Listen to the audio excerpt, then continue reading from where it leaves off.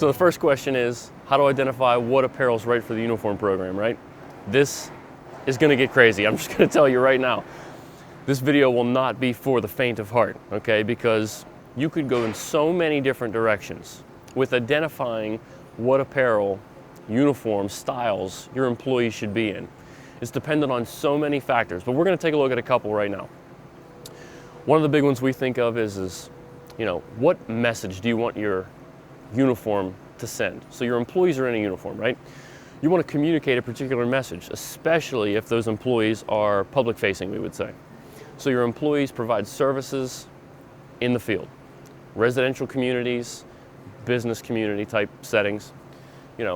What do you want your uniform to say to your customers, potential customers, right? Maybe you want your uniform on your employees to be a more professional one, maybe an Oxford shirt, buttoned up, right?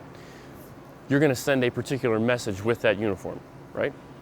I'll go back to another example I've used before, UPS. Those guys, they're working hard. They're delivering packages in and out of the truck. So while they need to be comfortable, the message that their uniform is sending is, I'm in a durable uniform. I'm in and out of the truck. My uniform is going to hold its color. So I still have a professional image that's being projected out in the field, right?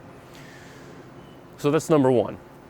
Number two is, are there certain industry standards that your employees need to comply with? A couple that we know of that you might not be aware of are industry standards in certain industries. For example, flame-resistant garments need to adhere to the NFPA 2112 standard. This standard means that certain garments have to be flame-resistant, okay? And employees need to be in those garments if they're exposed to open flames or potential arc flash, which is a different standard. Try not to confuse. I told you it's going to get heavy, but those guys, they need to be safe. So they have to be in a certain particular line of apparel or uniform, okay?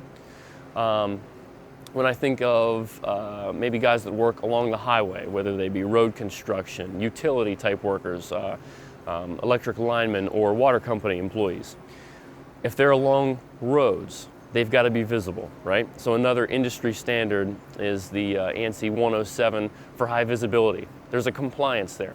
So if the employees are close to the road, they need to be visible. Maybe they're working in low light conditions in the evening. Car headlights have to be able to see up ahead, employees along the road type thing.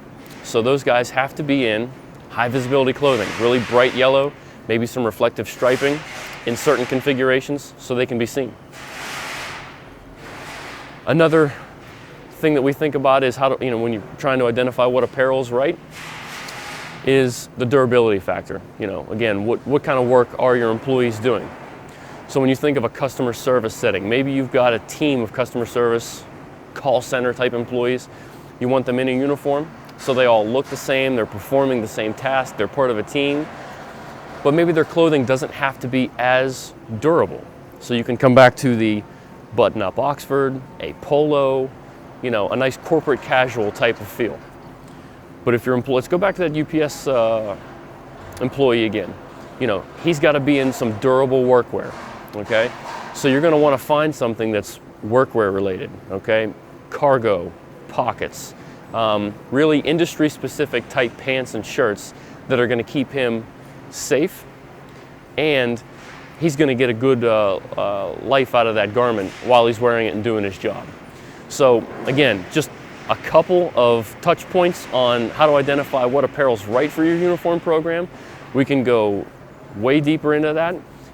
If you like, we'd be happy to talk to you about some other concerns that you have when trying to identify what apparel to put in your uniform program.